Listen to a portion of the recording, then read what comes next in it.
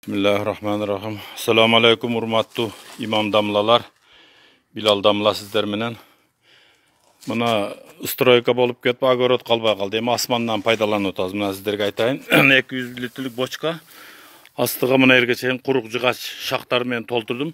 Үстүнө бир паласты салдым дагы. Анын үстүнө кара топурак менен, койдун көңү менен топурак.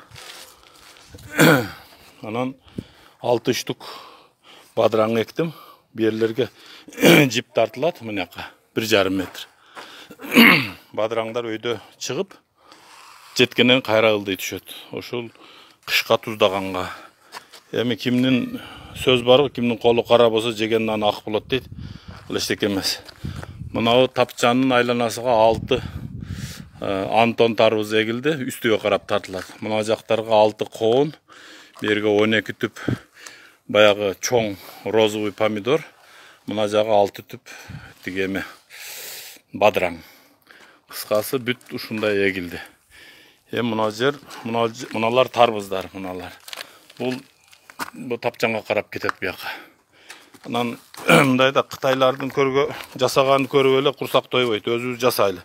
Мен күздө көрсөтөйүн дедим эле, Кудайым буйурса, бирок дамла ошо карантин мезгилде бизге да айтып койбопсуз дейт. Көргөндөрчү, ошонусун азыртан айтып коеюн. Assalamu alaikum ve rahmetullahi ve berekatuhu.